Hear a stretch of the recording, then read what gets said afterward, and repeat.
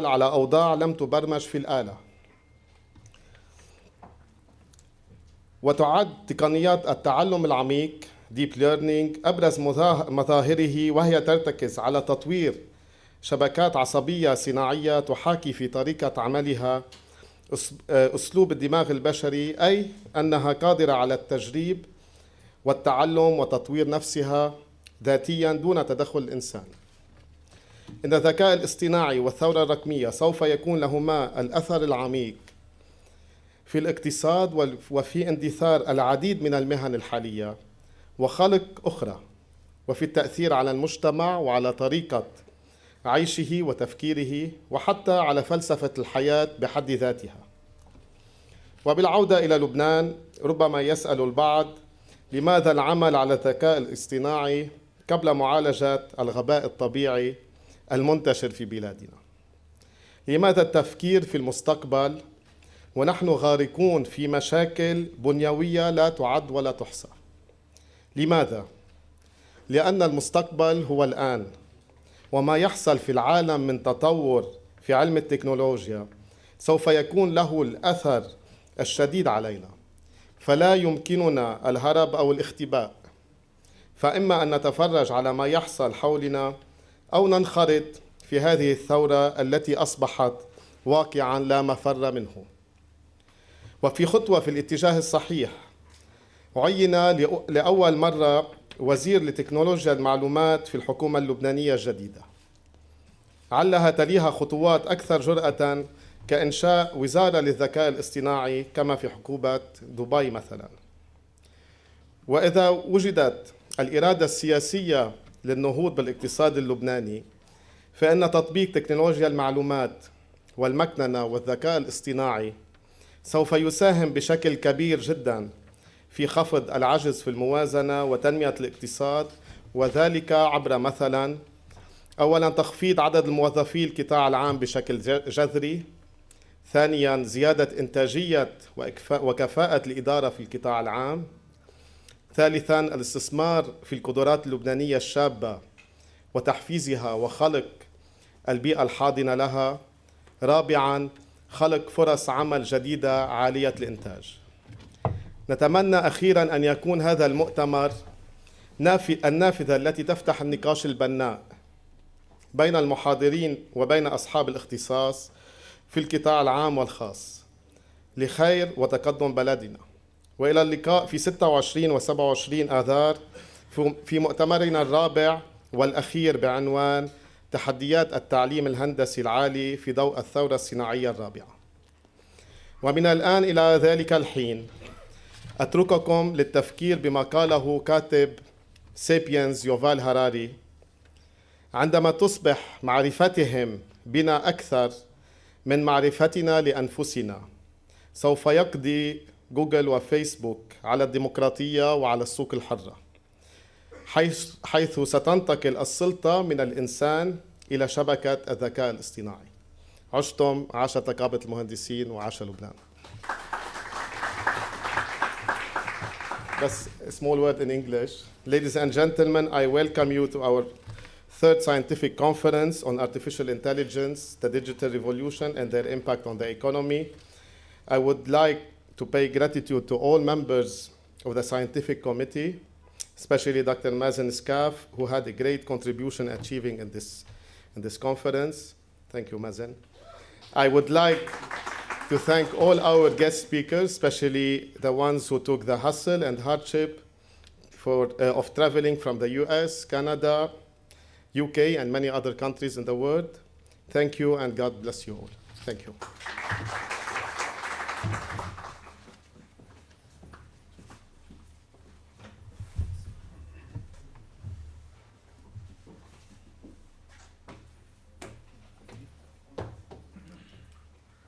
شكرا وسام. والآن أدعو نقيب المهندسين المعمار جاد ثابت لإلقاء كلمته الافتتاحية.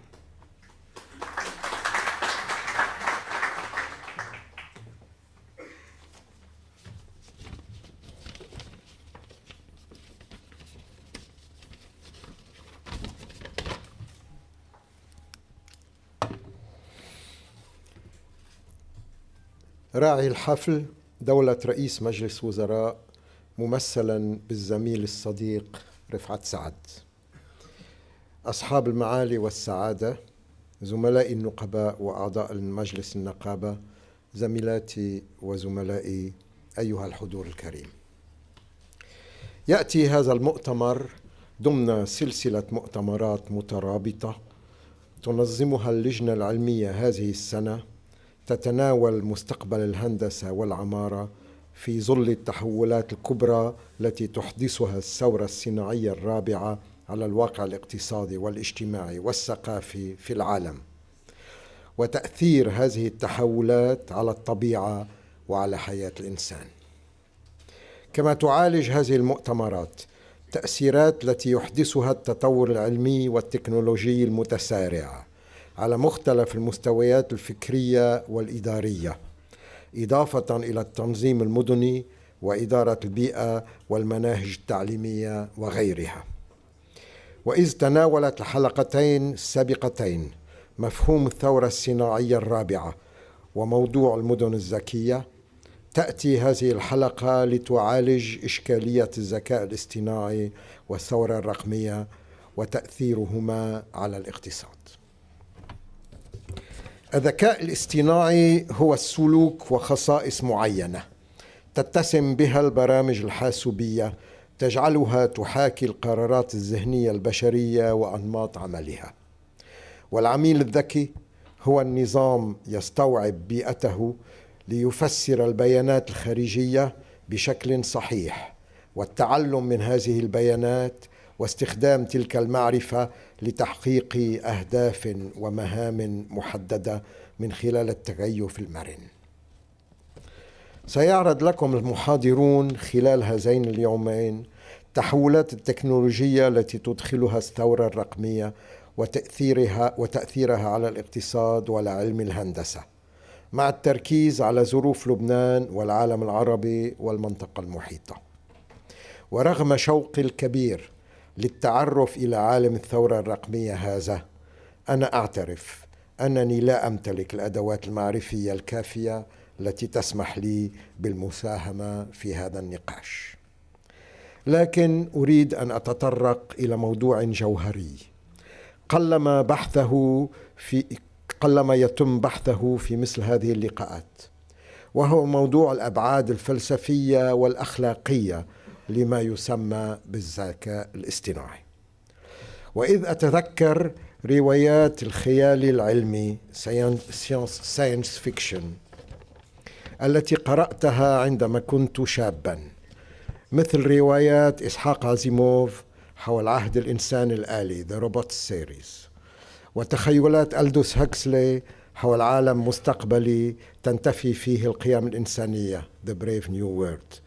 أعود اليوم لأطرح لنفسي أسئلة عديدة حول أفق هذا التطور التكنولوجي المتسارع الذي لا يترافق مع تطور حضاري يرتكز على مبادئ فكرية وأخلاقية ثابتة.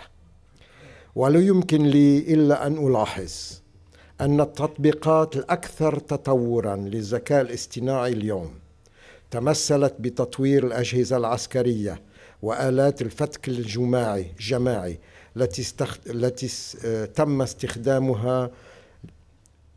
التي استعملت في العراق وسوريا واليمن وليبيا وحولتها إلى مراكز اختبار للأسلحة الجديدة. كما يتم استخدام الذكاء الاصطناعي بشكل أساسي في عالم المخابرات والأجهزة الأمنية للتعرف على الوجوه والتشخيص، مما يطرح أسئلة كثيرة حول الضوابط الضرورية للحفاظ على خصوصية الفرد وعلى الحريات الديمقراطية في المجتمع.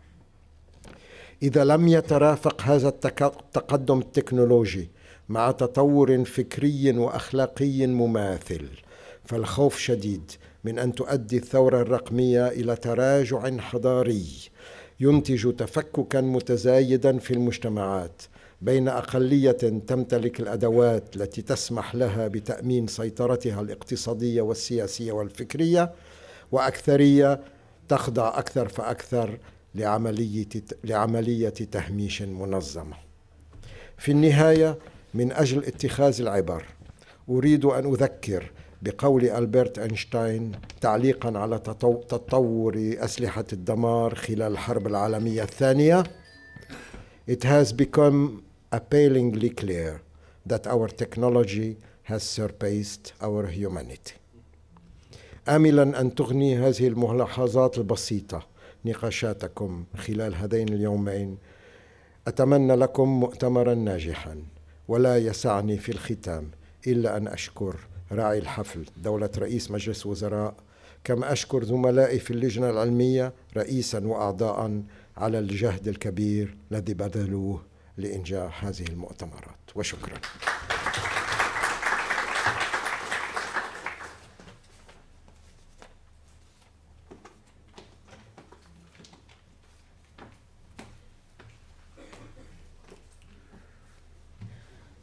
أشكر حضرة النقيب على كلمته القيمة التي أضاءت على الجوانب الإنسانية والأخلاقية لموضوع علمي شائك سنبحثه هذه الليلة، وأظنها أنها ستكون حافزا للنقاش خلال البرنامج في أواخره عندما نعقد لجنة النقاش حوله. Ladies and gentlemen, I am pleased to introduce my colleague Dr. Mazen Skaf, member of the Scientific Committee at the Order of Engineers and Architects. Mazen had a leading role in organizing the scientific content of this event. Mazen is a partner and managing director with Strategic Decisions Group, an international management consulting firm headquartered in San Francisco Bay Area. He has extensive experience in strategy, corporate development, analytics, and decision support solutions. Before joining SDG, Dr. Skaf was a member of the startup team and the senior director of product marketing at RAP Technologies. He worked at General Motors in the Decision Support Center and also at several other institutions like Tracom Pharmaceuticals and similar. Dr. Skaf holds a BS summa cum laude in mechanical engineering from the University of Texas and an MS and PhD in engineering economic systems from Stanford University. Mazen will be talking about introducing the presentation on AI and how it transforms industries. Mazen, would you please? Thank you, Dr. Nakash. Thank you, Dr. Nakash, for that very kind introduction. Good evening. I'm delighted to be here, and we're going to be talking about a topic that is of critical importance these days. Most of us are using AI on a daily basis without knowing it or giving it a second thought.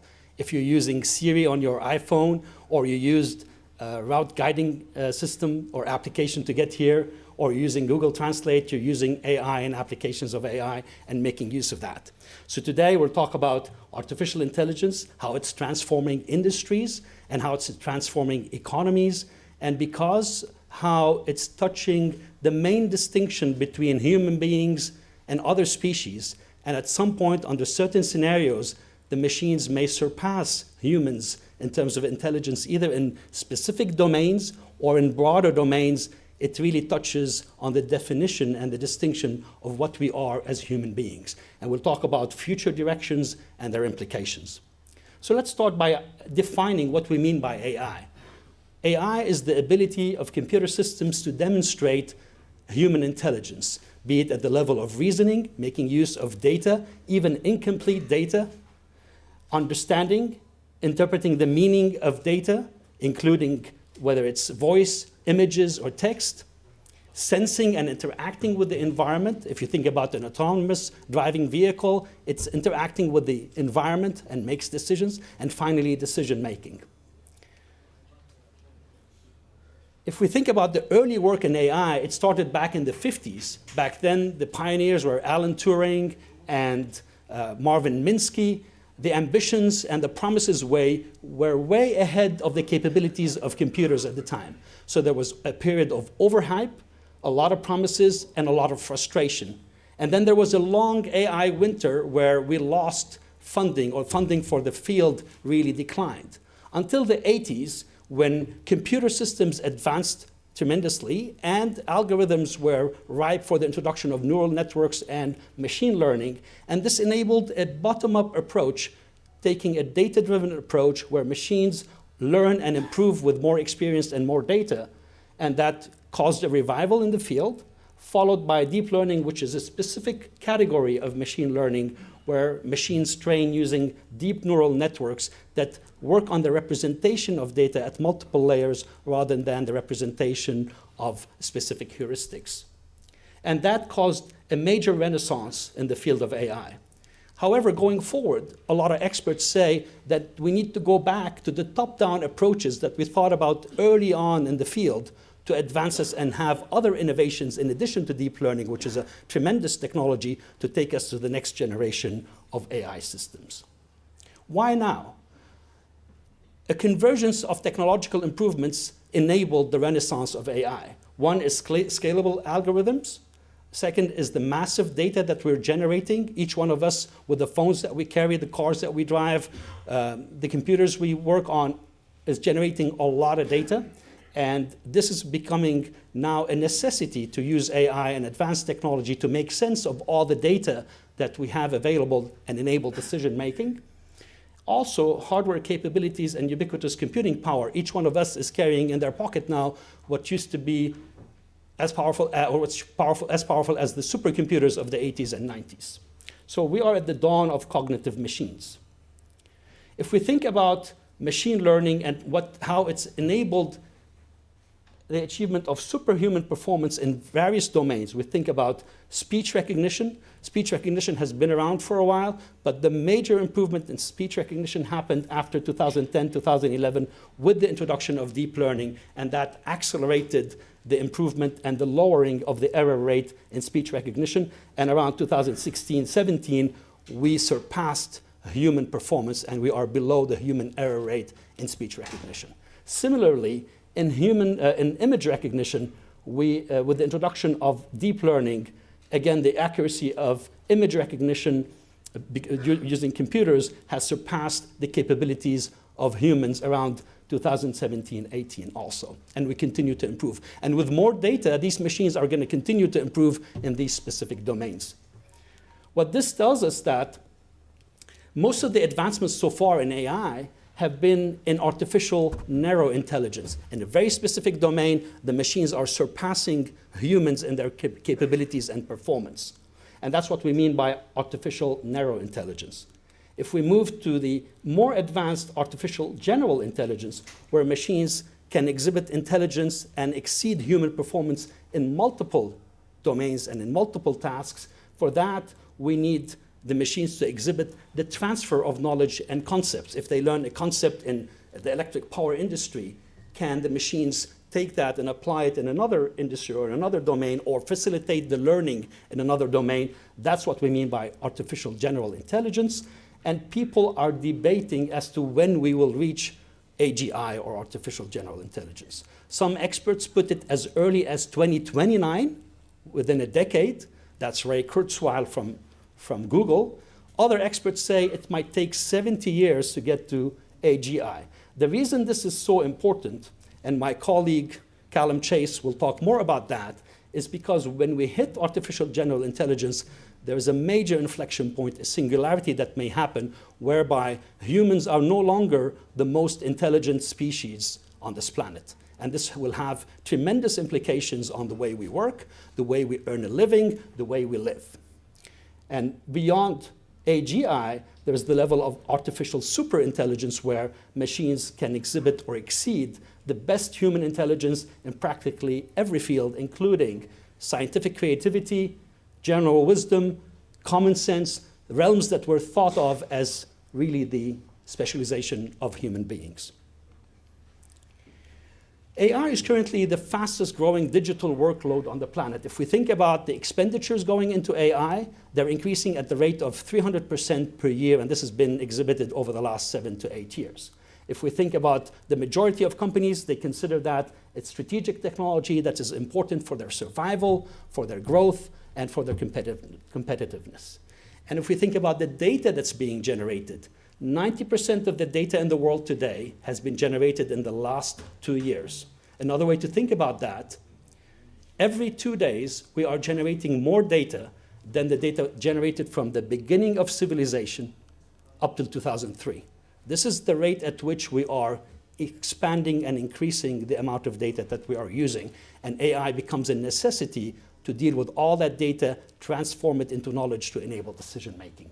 And if we think about the impact of AI in the Middle East region, over the next 10 years, it's projected that AI will contribute about $320 billion of economic impact in the Middle East. So this is rather important for us. A lot of people talk about how AI-assisted humans can outperform machines or humans working alone. Well, guess what? This is really a transition phase because the machines are going to continue to improve. And as they continue to improve, they're going to shrink further and further the set of tasks where the humans have an advantage. And I'll talk more about that.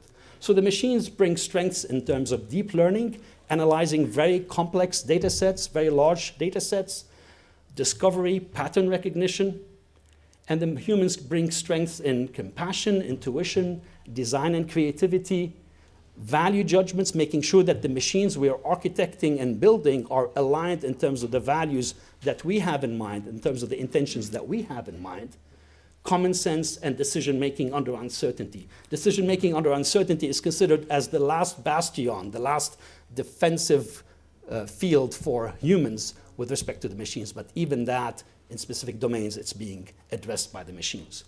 As we go forward, the machines will continue to get better at an exponential rate, and they will take up more and more tasks. Any task that is measurable, that can be measured, whether at the level of efforts that you're putting in as a human, or the outcomes that you're obtaining. Any task that is measurable is very well suitable for machine learning to take up. And as you can imagine, as we move forward, the machines will take up more and more tasks, and we will have to redesign jobs, reassemble groups of tasks together to drive up productivity gains, and also to figure out where humans are best to be deployed. And I'll give you another example.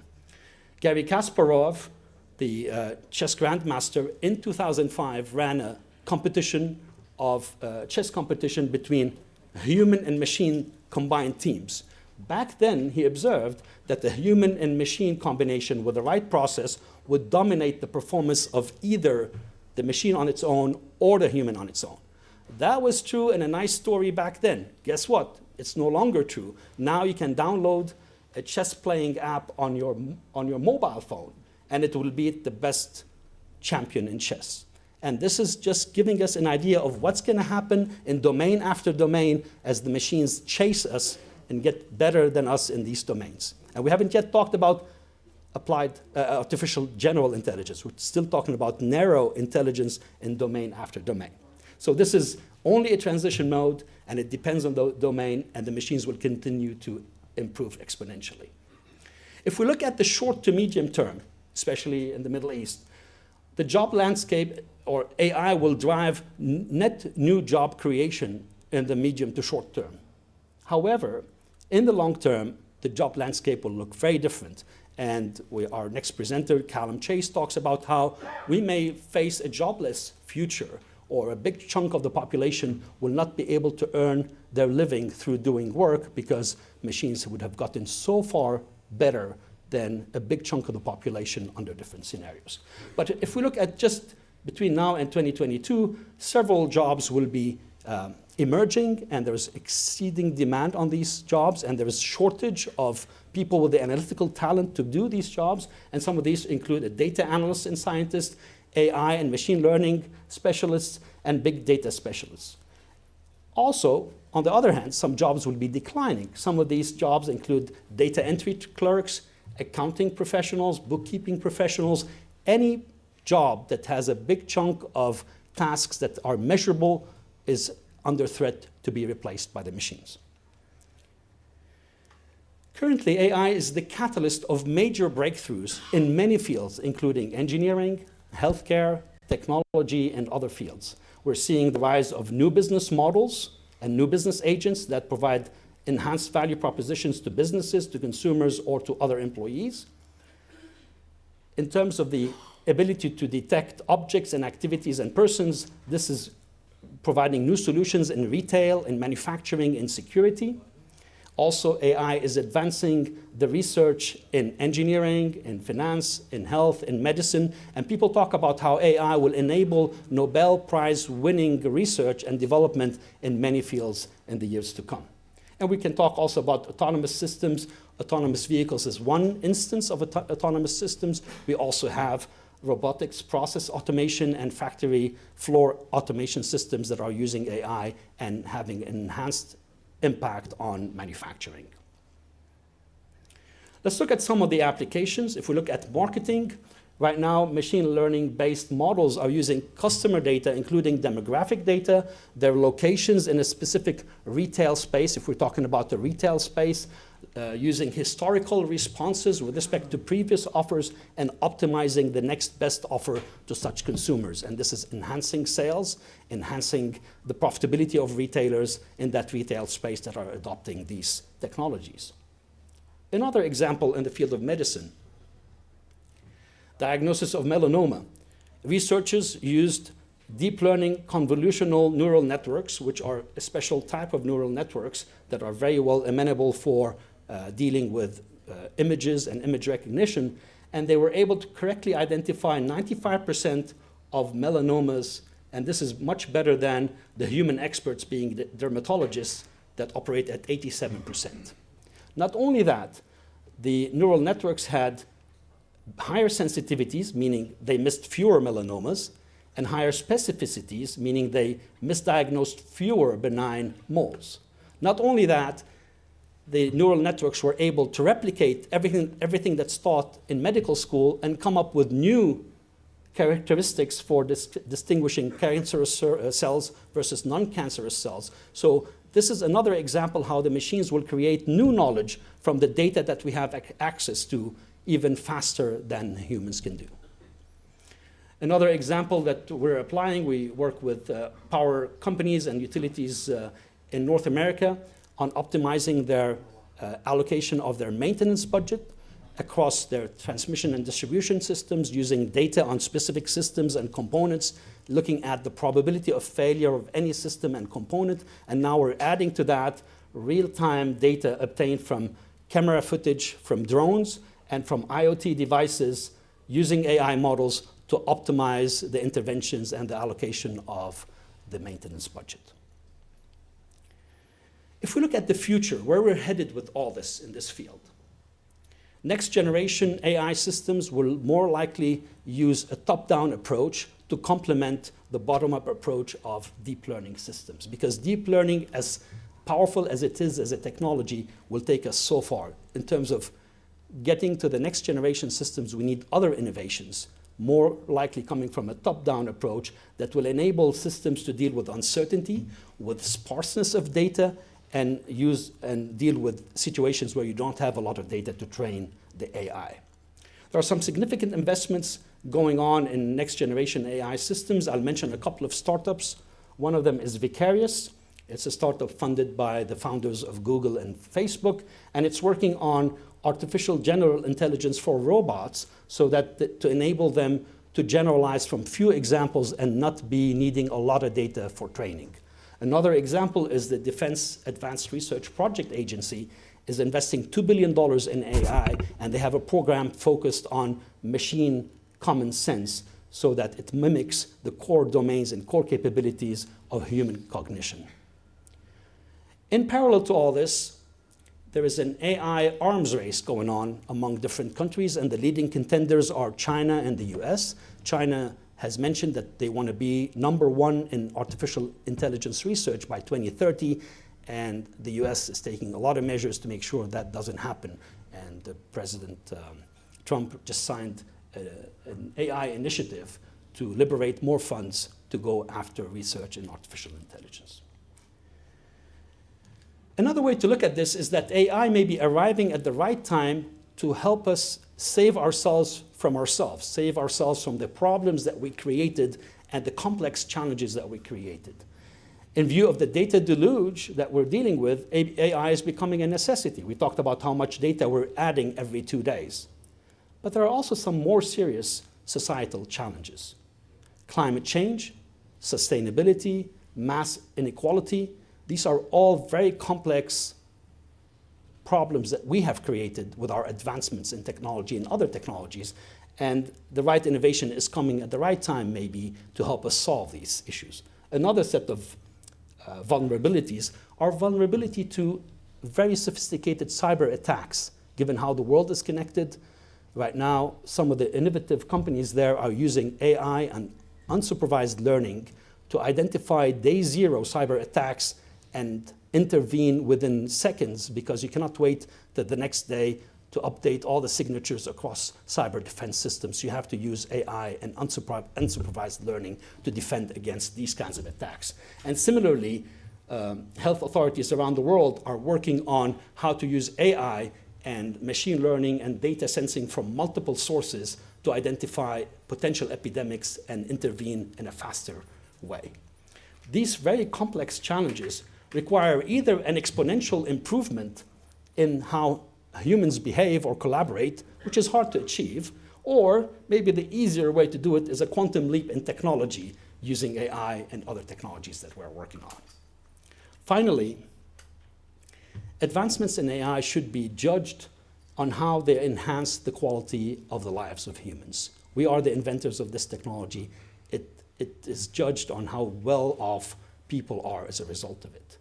A key challenge is value alignment, making sure that an AI system behaves in a way that's aligned with the values of humans, in the way that is aligned with the intentions we have. If you have an AI system that's managing an ICU and you want to have it minimize the number of cases that end up in the ICU, you want to make sure it does it in a way that doesn't increase morbidity in the hospital or in the environment we're talking about. And so value alignment is a big issue. And then the future of AI really relies on adopting a code of ethics across the industry. And as we advance in AI, it's going to help us learn more about ourselves as human beings.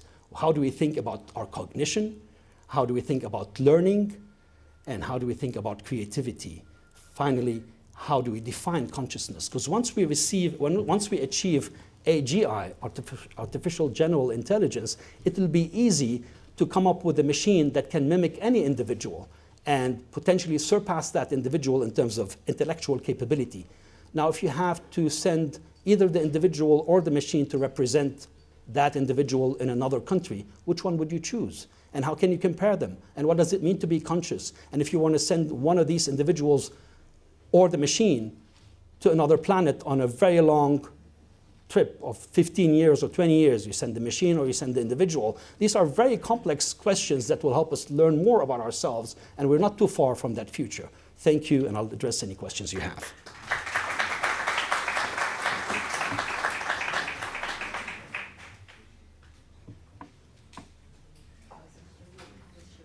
We're going to keep the questions to the panel because there is going to be a panel discussion. Thank you, Dr. Nakash. Please. Oh, sorry. No,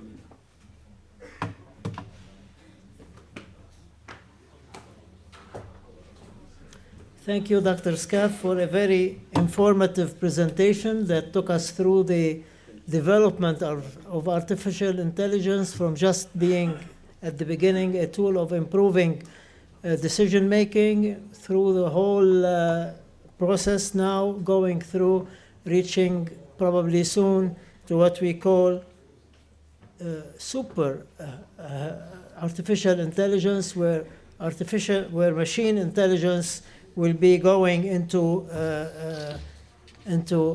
producing even more sophisticated artificial intelligence applications. I am pleased now to introduce our keynote speaker, Mr. Callum Chase. Mr. Chase is an English writer and speaker focusing on the likely future impact of artificial intelligence on people and societies. He became a full-time writer in 2012 after 30 years career in business. Callum's experience and interest in AI systems stems from his reading of science fiction, which he describes as philosophy in fancy dress. He has published several books, actually 4 books on artificial intelligence, the last of which in 2018, and the title of it is Artificial Intelligence and the Two Things, نعتبر انه ال100 يوم which is exactly also the topic of his presentation today. Callum, would you please take the floor?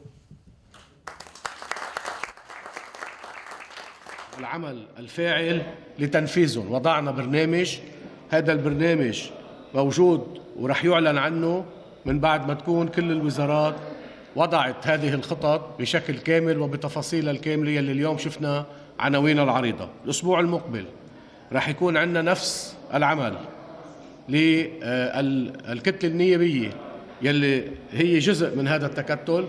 سنضع أولويات أيضا لكتلتنا النيابية تشريعية ورقابية على كل المستويات.